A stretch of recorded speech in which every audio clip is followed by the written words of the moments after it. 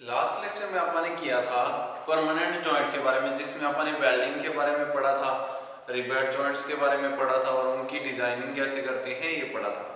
आज के लेक्चर में अपन पढ़ेंगे टेम्पररी जॉइंट्स। टेम्पररी जॉइंट्स कौन से होते हैं जिनको आप अलग कर सकते हो जब भी आपकी रिक्वायरमेंट हो, आप उसको इजीली जो है आप उसको अलग कर सकते हो, आप उसको डिसअसेंबल कर सकते हो, आप उसको दोबारा खोल के फिर से असेंबल कर सकते हो फॉर एनी रिपेयर पर्पस, किसी भी कारण से आप उसको अलग कर सकते हो। ठीक है, तो यहाँ पे आप आज पढ़ेंगे क्वार्टर जॉइंट के बारे में।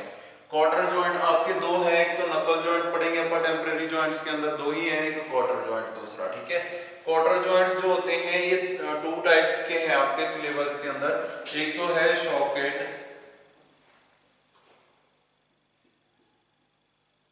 And cotter joint, socket and spigot cotter joint भी बोल सकते हो आप इसको, शॉकेट एंड क्वार्टर जॉइंट भी बोल सकते हो। ठीक है, socket and spigot cotter joint भी बोलते हैं इसको। Got quarter joint. ठीक है, तो एक तो ये है और दूसरा आपका आता है, सेकंड टाइप इसमें आता है आपका sleeve and cotter joint. Sleeve and quarter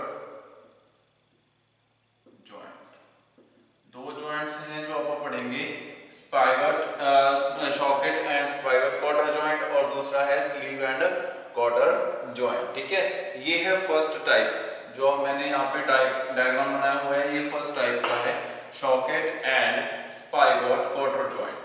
इसके अंदर क्या होता है, इसके अंदर एक शॉकेट होता है और दूसरा उसके अंदर असेंबल आके होता है स्पाइगर्ड। ठीक है, तो यहाँ पे ये जो है बाहर वाला जो दिखाई दे रहा है आपको, जिसके अंदर मैंने सेक्शनिंग नहीं की हुई है, ये वाला हिस्सा शॉकेट बोलते हैं आप इसको। ठीक है, शॉकेट, ये सारा शॉकेट है, ये जो उभरा हुआ हिस्सा है इसको बोलते हैं शॉकेट कॉलर्स। ठीक है, और इसके अंदर इधर से ये शाफ्ट आएगी, शाफ्ट जो है इसके अंदर आके फिट हो जाएगी।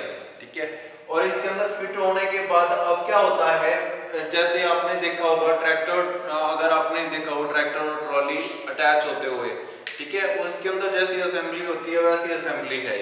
यहाँ पे आपकी शाफ्ट आ गई, जब शाफ्ट इसके अंदर आके फिट हो जाती है तो ऊपर से एक रॉड जिसको आप बोलते हैं क्वार्टर। ठीक है, तो ये क्या है, क्वार्टर है।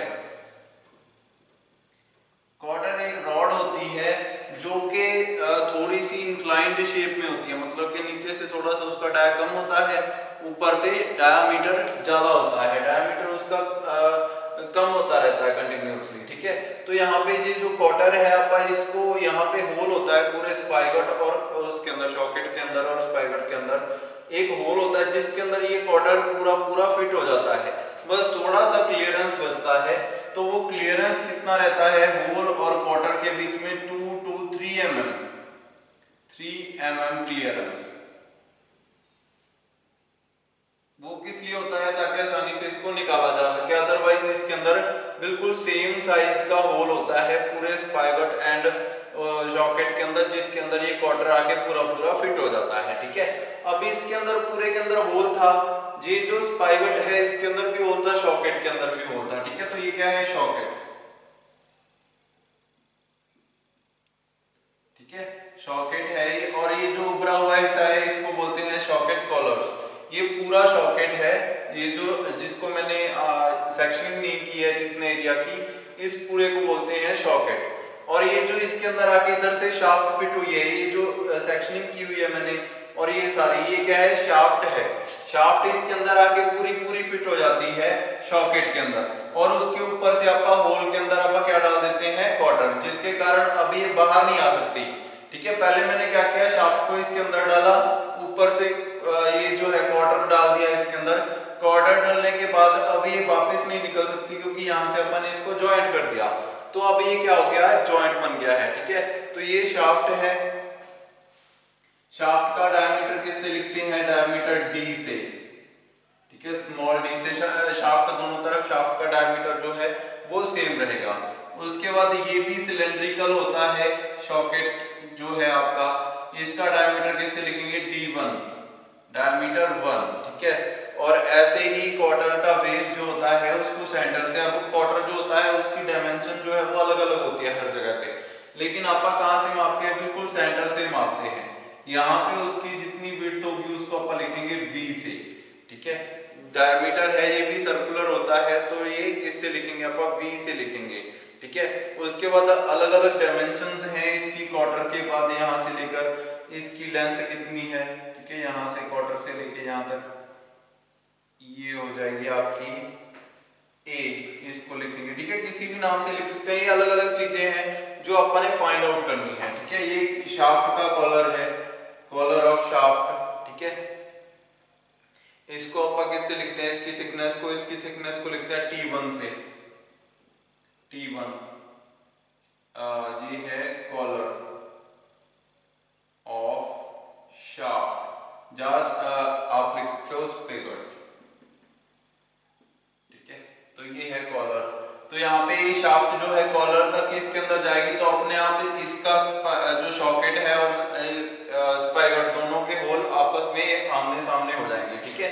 ये जस्ट ये बताने के लिए है, ये इसलिए है यहाँ पे कॉलर, ताकि ये अपनी सही पोजीशन पर पहुंच सके। नहीं तो ये ना होता तो शाफ्ट पूरी अंदर तक चली जाती, यहाँ पे क्लियरेंस रहना ही नहीं था, ठीक है।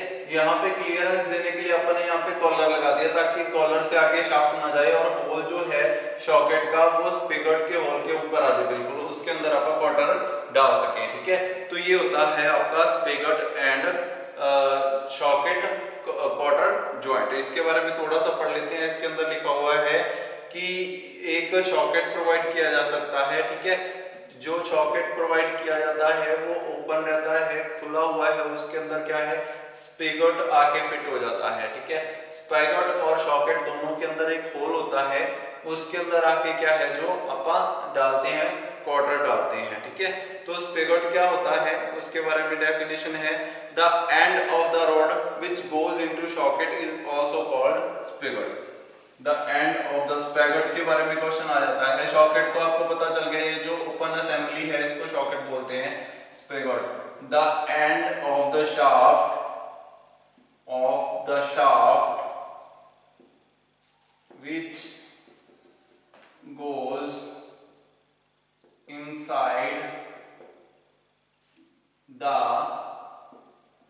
socket is known as spigot, ठीक है। जो सॉकेट के अंदर जाती है असेंबली, ठीक है, एंड शाफ्ट का एंड, ये शाफ्ट है पूरी यहाँ तक, इसका ये वाला सिरा जो है ये सॉकेट के अंदर आता है, जितना हिस्सा सॉकेट के अंदर जाता है उसको क्या बोलते हैं, अपन स्पैगट बोलते हैं। डेफिनेशन आ जाती है स्पैगट की, ठीक है।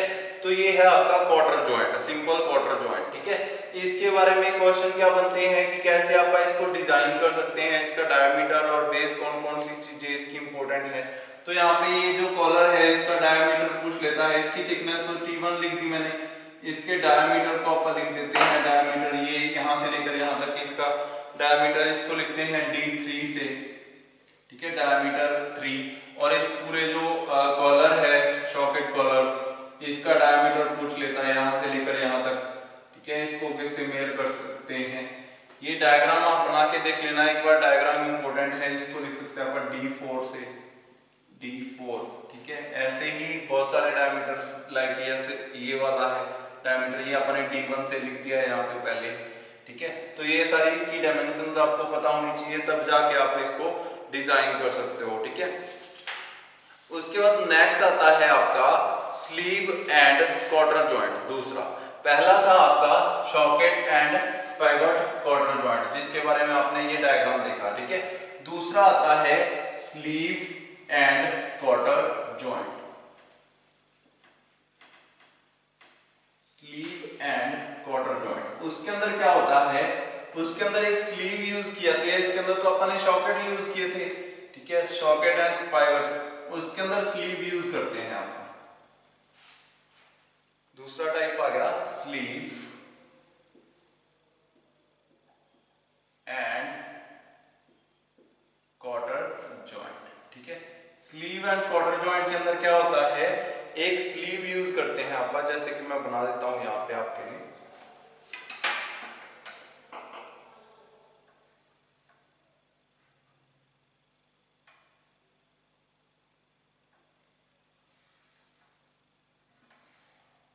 ये दो शाफ्ट्स को आपस में जोड़ने के लिए होता है।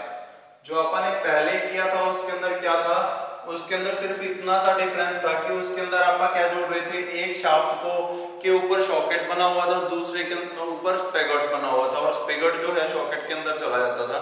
इसके अंदर अगर दोनों शाफ्ट्स के ऊपर जो है स्पैगट और सॉकेट ना बने हो तब आप कैसे असेंबल करेंगे, ये चीज आप इससे करेंगे। ठीक है, यहां से पढ़ेंगे आप। आइए,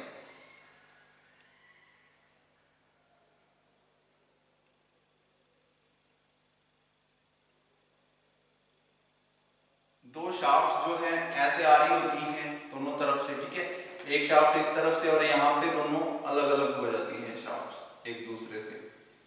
ठीक है, ये आमने सामने एक दूसरे के दो शाफ्ट हैं।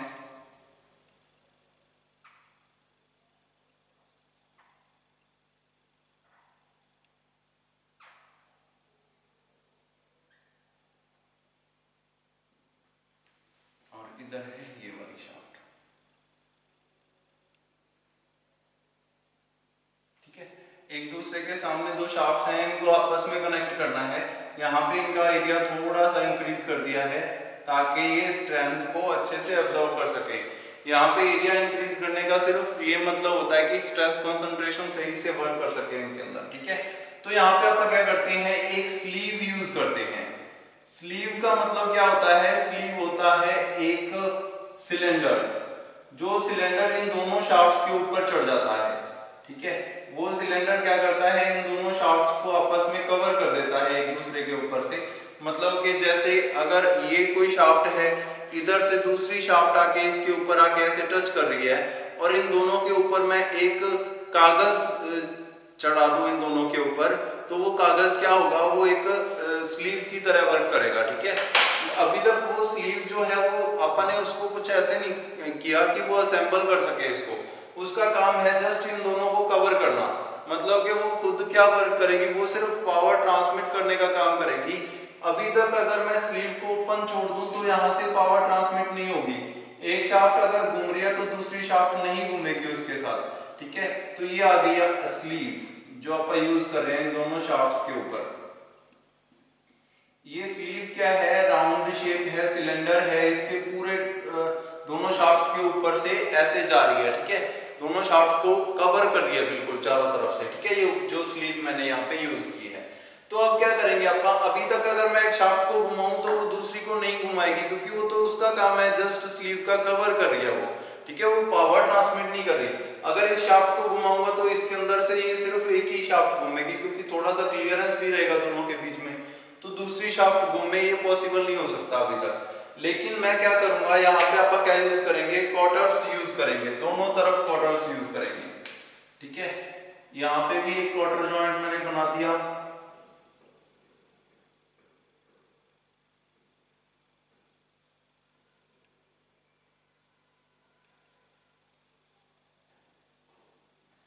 और यहाँ पे भी एक क्वार्टर। ठीक है, इट मींस दो क्वार्टर्स अपन ने यूज किए हैं, जिसकी हेल्प से अपन ने ये जॉइंट जो है उसको कंप्लीट किया है।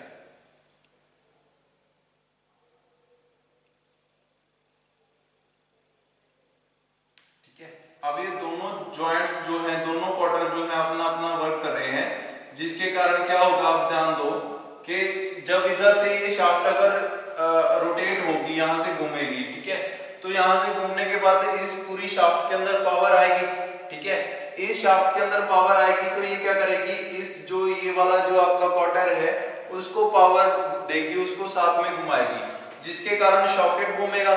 सॉकेट, क्योंकि सॉकेट के अंदर होल था, पूरे सॉकेट के अंदर और इस पूरी जो आपकी शाफ्ट थी उसके अंदर, पूरे के अंदर एक होल था जो कि क्वार्टर के होल के बिल्कुल बराबर था। ठीक है, तो जितना ये जो जब ये घुमाएगी पूरी शाफ्ट को, तो ये साथ में क्वार्टर घूमेगा, जिसके कारण ये वाला क्वार्टर भी घूमेगा उसके साथ, और वो पावर देगा ये वाली शाफ्ट को। ठीक है, तो यहाँ पे दोनों तरफ अपन ने क्वार्टर्स यूज किए हैं, रॉड्स यूज किए हैं इस पावर को यहाँ से इधर इस तरफ ट्रांसफर करने के लिए। ठीक है, तो इसके अंदर कुछ डायमेंशंस होती हैं, लाइक यहाँ पे शाफ्ट की डायमीटर को आप हमेशा डी से लिखते हैं, स्मॉल डी से, ये इंपॉर्टेंट है। ठीक है, उसके बाद जितना एरिया इंक्रीज किया गया, सबसे पहले क्वार्टर का लेंथ देख लेते हैं, क्वार्टर की कितनी रहती है। जो क्वार्टर्स आप यूज करते हैं इनकी लेंथ रहती है L इज इक्वल टू कितना दिया हुआ है 4D। डायमीटर ऑफ शाफ्ट से 4 गुना लंबा कॉटर यूज करते हैं आप, ठीक है। उसके बाद आ गया आपका स्लीव। स्लीव का जो डायमीटर है वो कितना यूज करते हैं आप, स्लीव का डायमीटर D1 2.5D। स्लीव का डायमीटर जो आप यूज करते हैं D1 वो कितना होता है 2.5D। D1 is equal to 2.5D। 2.5 गुना ज्यादा होता है डायमीटर ऑफ शाफ्ट से स्लीव का बाहर वाला डायमीटर, ठीक है। स्लीव का अंदर वाला डायमीटर क्या है, इसको मैं लिखता हूं D2 से। स्लीव का अंदर वाला डायमीटर D2 लिखता हूं इसको। तो D2 कितना रहता है, D2 रहता है यहाँ पे 1.25D। D2 is equal to 1.25D, ठीक है। इतना रहता है डायमीटर इनसाइड वाला डायमीटर स्लीव का, ठीक है। इनसाइड से आउटसाइड यहाँ से आप स्लीव डिजाइन कर सकते हो, ठीक है। उसके बाद आ गई स्लीव की लेंथ। लेंथ आप कैसे फाइंड आउट कर सकते हैं, टोटल स्लीव की जो लेंथ होती है L यहां से लेकर यहां तक ये रहती है 8D के बराबर, 8D, ठीक है। 8 गुना D डायमीटर ऑफ शाफ्ट से 8 गुना लंबी जो है स्लीव आप यूज करते हैं, ठीक है। उसके बाद ये जो आपने उभरा हुआ ऐसा बनाया है शाफ्ट का, थोड़ा सा लार्ज एरिया बनाया है, लार्ज डायमीटर, ये कितना रहता है, ये अप्रोक्सीमेट रहता है यहां से लेकर इस पॉइंट तक। ये जो रहता है आपका ये कितना रहता है 4.5D। मींस यहां से लेकर यहां तक 4D तक आएगा, क्योंकि टोटल 8D है तो इतना हाफ करेंगे तो 4D आएगा। 4D से 0.5D और अधिक होगा ये वाला एरिया जो है लार्ज एरिया ऑफ शाफ्ट, ठीक है, 4.5D, ठीक है। ऐसे आप क्या बना सकते हो, स्लीव एंड क्वार्टर जॉइंट बना सकते हो, ठीक है। इसके बारे में डेफिनेशन अगर लिखनी हो तो स्लीव एंड क्वार्टर जॉइंट क्या है, इसके अंदर आप एक स्लीव यूज करते हैं जो कि दोनों शाफ्ट्स को कवर करती है, ठीक है। उसके अंदर होल्स होते हैं 2 जगह पे, ठीक है। दोनों जगह पे आप क्वार्टर्स यूज करते हैं, वो क्वार्टर्स इसको क्या करते हैं, दोनों को आपस में कनेक्ट कर देते हैं, ठीक है। जिसके कारण पावर जो है वन शाफ्ट से अनदर शाफ्ट ट्रांसफर होना स्टार्ट हो जाती है, ठीक है। तो ये है आपका क्वार्टर जॉइंट, ठीक है। इसके अंदर भी सेम क्लियरेंस रहेगा, आप क्लियरेंस यूज करेंगे इसके अंदर भी, तो क्लियरेंस कितना रहेगा 3 mm अप्रोक्सीमेट, ठीक है। 3 mm का क्या रहेगा क्लियरेंस रहेगा क्वार्टर और उसके होल के बीच में। होल पूरे दोनों शाफ्ट्स के अंदर होल होगा जिसके अंदर से ये क्वार्टर जो है वो क्रॉस करेगा। यहाँ पे होल था इसके लिए पहले से बना हुआ था, एक साँचा बना हुआ था जिसके अंदर आप क्वार्टर को फिट कर सकते हैं। दोनों तरफ से शाफ्ट स्लीव के अंदर डाली, ऊपर से क्वार्टर डाल दिए, ठीक है, जिसके कारण वो दोनों आपस में अटैच हो जाएंगी। अब यहाँ पे मैंने आपको बताया था कि अगर परमानेंट फिक्स कर दी, अगर उसके अंदर क्लियरेंस हुआ ही ना तो वो परमानेंट फिक्स हो जाएंगी, जिसके कारण उनको निकालना, क्वार्टर्स को निकालना मुश्किल हो जाएगा। तो अपन ने 3 mm का क्लियरेंस दिया है जिसके कारण वो अच्छे से दोनों फिट हो जाएंगी और उनको निकालना भी आसान रहेगा, ठीक है। उसके बाद इसके अंदर और क्या रहता है, टोटल यहाँ से लेकर जो है टोटल लेंथ अगर मैं मानूं जो अपन ने लार्ज एरिया लिया है शाफ्ट से, ज्यादा एरिया लिया था उसका, यहाँ से लेकर यहाँ तक टोटल डिस्टेंस कितना आ जाएगा, तो 4.5D इस तरफ है, 4.5D ही इस तरफ होगा, तो अप्रोक्सीमेट कितना रहेगा वो 9D। 4.5D plus 4.5D is equal to 9D। मतलब कि स्लीव के डायमीटर से एक जो शाफ्ट का डायमीटर और ज्यादा इंक्रीज कर दें तो वो क्या आएगा, टोटल शाफ्ट का एरिया आ जाएगा जितना अपन ने लार्ज एरिया रखा था शाफ्ट का, ठीक है। तो ये अपन निकाल सकते हैं यहाँ से, और शाफ्ट्स दोनों एक दूसरे से जाके कनेक्ट हो जाएंगी, ठीक है। लेंथ अपन ने निकाल लिया, लेंथ कितनी है, लेंथ ऑफ स्लीव अगर कैपिटल L लिखा हुआ है इट मींस ये क्या है, लेंथ ऑफ स्लीव है।